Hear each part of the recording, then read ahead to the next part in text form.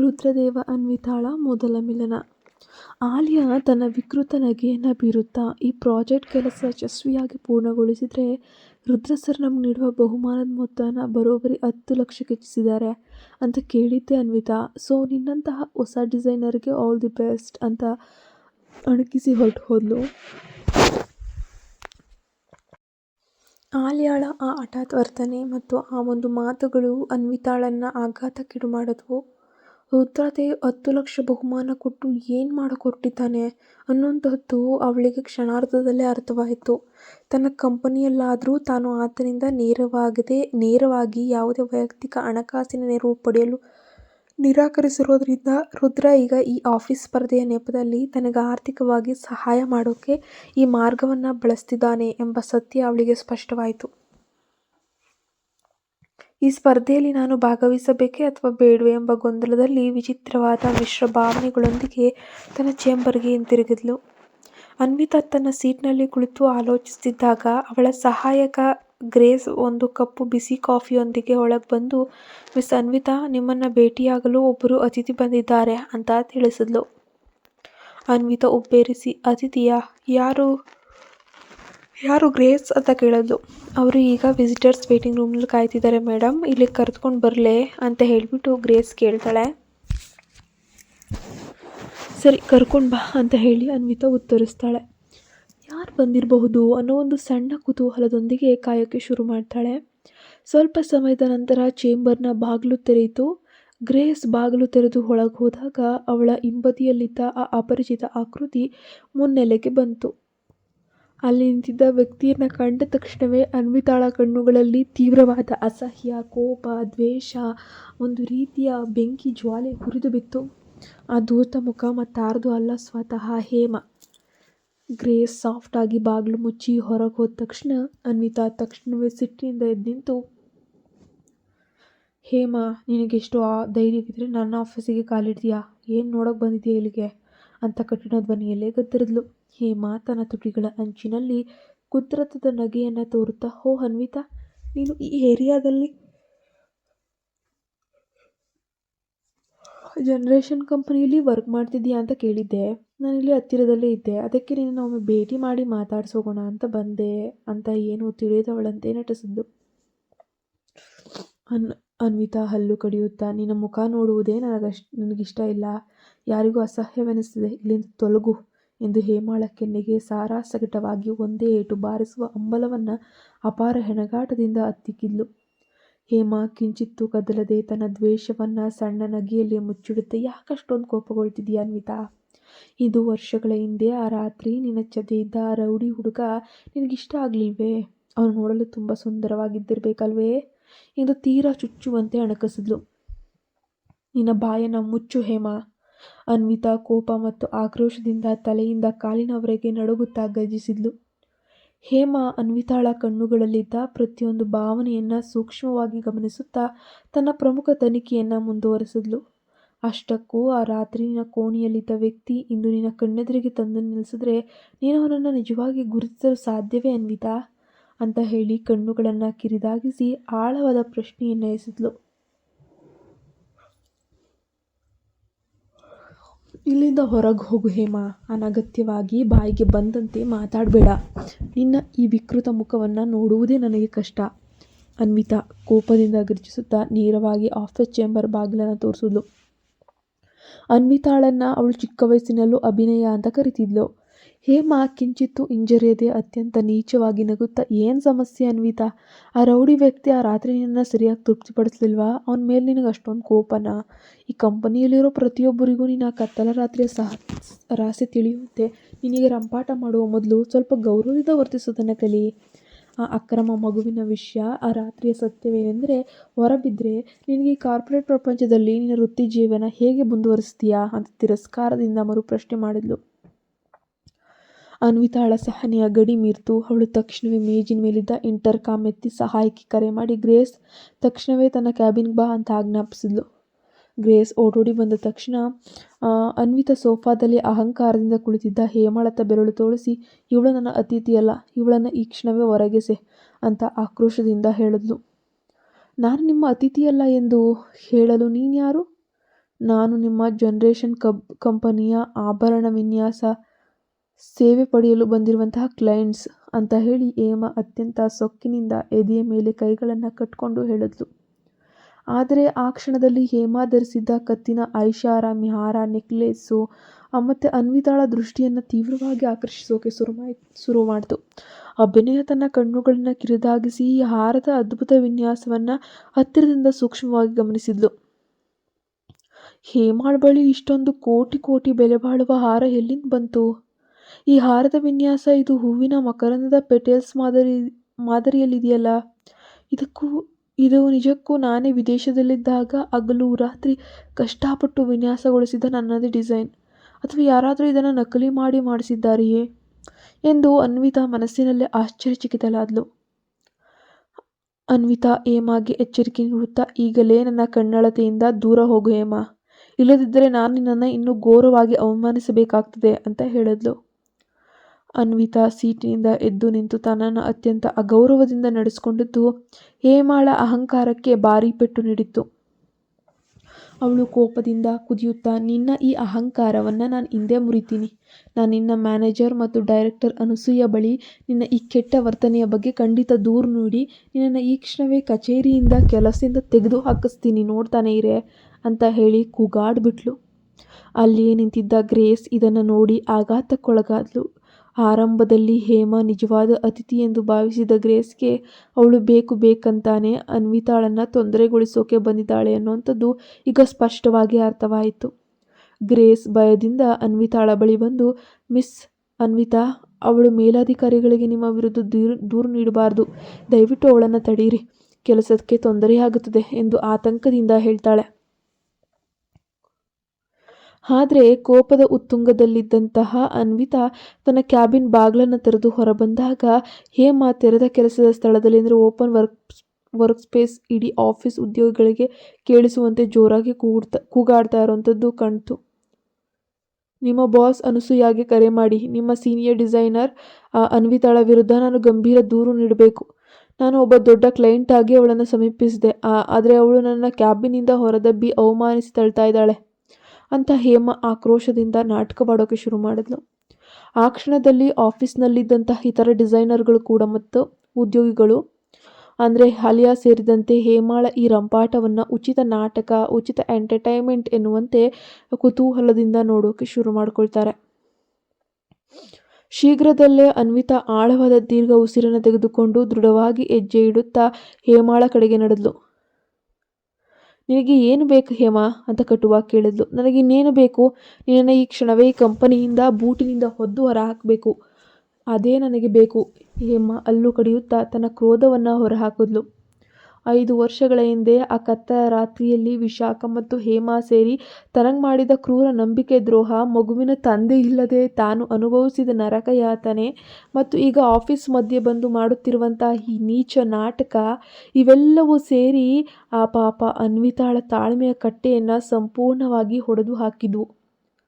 ಇನ್ನೇನು ತಾನೇ ಮಾಡ್ತಾಳೆ? ಕೊನೆಗೆ ಅನ್ವಿತಾ ತನ್ನ ಕೋಪ ಭಾವನೆಗಳಿಗೆ ಪೂರ್ತಿಯಾಗಿ ಮಣಿದ್ಲು. ಆ ಕ್ಷಣದಲ್ಲಿ ಆ ಶಕುನಿ ಹೇಮಾಗೆ ತಕ್ಕ ಪಾಠ ಕಲಿಸುವುದೇ ಅವಳ ಏಕೈಕ ಉದ್ದೇಶ. ಈ ಘಟನೆಯಿಂದ ನನ್ನ ದೊಡ್ಡ ಆಫೀಸ್ ಕೆಲಸ ಕಳೆದು ಹೋದರೂ ಚಿಂತೆ ಇಲ್ಲ, ಆದರೆ ಈ ರಾಕ್ಷಸಿಗೆ ಇವತ್ತು ಬುದ್ಧಿ ಕಲಿಸಲೇಬೇಕು ಅಂತ ತೀರ್ಮಾನಿಸಿದ್ದಂತಹ ಅನ್ವಿತಾ ತನ್ನ ಇಡೀ ಶಕ್ತಿಯನ್ನು ಒಟ್ಟುಗೂಡಿಸಿ ಹೇಮಾಳ ಕೆನ್ನೆಗೆ ಸಾರಾಸಗಟವಾಗಿ ಚಟಕ್ ಪಟಕ್ ಅಂತ ಹೇಳಿ ಬಿಗಿದು ಸರಿಯಾಗಿ ಬಿಟ್ಲು. ಆ ಪೆಟ್ಟಿನ ರಭಸಕ್ಕೆ ಹೇಮಾ ನೋವಿನಿಂದ ಕೆಟ್ಟದಾಗಿ ಚೀರುತ್ತಾ ಆಫೀಸ್ ನೆಲದ ಮೇಲೆ ಬಿದ್ಲು. ಅವಳ ಕೆನ್ನೆ ತಕ್ಷಣವೇ ಕೆಂಪಾಗಿ ಉರಿಯತೊಡಗಿತ್ತು. ನಾನು ನಿನ್ನ ಕ್ಲೈಂಟ್ ಅನ್ವಿತಾ ಎಂದು ಹೇಮಾ ನೆಲದ ಮೇಲಿಂದ ಕಣ್ಣೀರು ಹಾಕುತ್ತಾ ಅಸಹಾಯಕತೆಯಿಂದ ಗೋಗರದ್ಲು. ಆ ಕ್ಷಣದಲ್ಲಿ ಕಾನ್ಫರೆನ್ಸ್ ರೂಮ್ ಮತ್ತು ಕಚೇರಿಯಲ್ಲಿದ್ದ ಪ್ರತಿಯೊಬ್ಬ ಉದ್ಯೋಗಿಯೂ ಕೂಡ ಸೀಟಿನಿಂದ ಎದ್ದು ನಿಂತು ಆಘಾತದಿಂದ ಕಣ್ಣುಗಳನ್ನು ಅಗಲಗೊಳಿಸಿ ನೋಡೋಕೆ ಶುರು ಮಾಡಿಕೊಂಡ್ಲು. ಅಲ್ಲಿ ನೆರೆದಿದ್ದ ಪ್ರತಿಯೊಬ್ಬ ಉದ್ಯೋಗಿಯೂ ಕಳವಳದಿಂದ ಆಳವಾದ ಉಸಿರನ್ನು ತೆಗೆದುಕೊಂಡ್ರು. ಅನ್ವಿತಾ ತನ್ನ ಆಫೀಸಿಗೆ ಬಂದ ಕ್ಲೈಂಟ್ಗೆ ಹೀಗೆ ಸಾರ್ವಜನಿಕವಾಗಿ ಕಪಾಳ ಮೋಕ್ಷ ಮಾಡುವುದನ್ನು ನೋಡಿ ತೀವ್ರ ಗೊಂದಲಕ್ಕೊಳಗಾದ್ರು. ಈ ಅನ್ವಿತಾಳಿಗೆ ಏನಾದರೂ ಹುಚ್ಚು ಹಿಡಿದಿದೆಯಾ? ಕಚೇರಿಗೆ ಬಂದ ಕ್ಲೈಂಟ್ಸ್ ಮೇಲೆ ಕೈ ಮಾಡೋಕೆ ಅವಳಿಗೆ ಇಷ್ಟೊಂದು ಧೈರ್ಯ ಎಲ್ಲಿಂದ ಬಂದಿತ್ತು? ಈ ಜನರೇಷನ್ ಕಂಪನಿ ಏನಾದರೂ ಇವಳ ಕುಟುಂಬದ ಸ್ವಂತ ಆಸ್ತಿಯೇ? ಇವಳ ಈ ಹುಚ್ಚಾಟದ ಪರಿಣಾಮ ನಿಜಕ್ಕೂ ಅತ್ಯಂತ ಭೀಕರವಾಗಿರುತ್ತದೆ ಅಂತ ಹೇಳಿ ಉದ್ಯೋಗಿಗಳು ತಮಗೆ ತಾವೇನೇ ಪಿಸುಗುಟ್ಕೊಂಡು ಮಾತಾಡೋಕ್ಕೆ ಶುರು ಮಾಡಿಕೊಂಡ್ರು. ಮತ್ತೊಂದೆಡೆ ಅಭಿನಯಳ ಗಮನವೆಲ್ಲವೂ ಹೇಮಾಳ ಕುತ್ತಿಗೆಯಲ್ಲಿದ್ದ ಅಪರೂಪದ ಹಾರದ ಮೇಲೆಯೇ ಇತ್ತು. ಈ ಹಾರದ ಪ್ರತಿಯೊಂದು ಕಟಿಂಗ್, ಡಿಸೈನ್ ಅಂದರೆ ಅನ್ವಿತಾಳಿಗೆ ತೀವ್ರ ತೊಂದರೆ ಕೊಡ್ತಿತ್ತು. ಆದ್ದರಿಂದ ಅವಳು ಕೋಪ ಮತ್ತು ಆತುರದಿಂದ ಹೇಮಾಳ ಕುತ್ತಿಗೆಯಲ್ಲಿದ್ದ ಹಾರವನ್ನು ಬಲವಂತವಾಗಿ ಕಸಿದುಕೊಳ್ಳೋಕೆ ಅಂತ ಹೇಳಿ ಮುಂದಾದ್ಲು. ಹೇಮಾ ಭಯದಿಂದ ಗಟ್ಟಿಯಾಗಿ ಕಿರ್ಚಿದ್ಲು.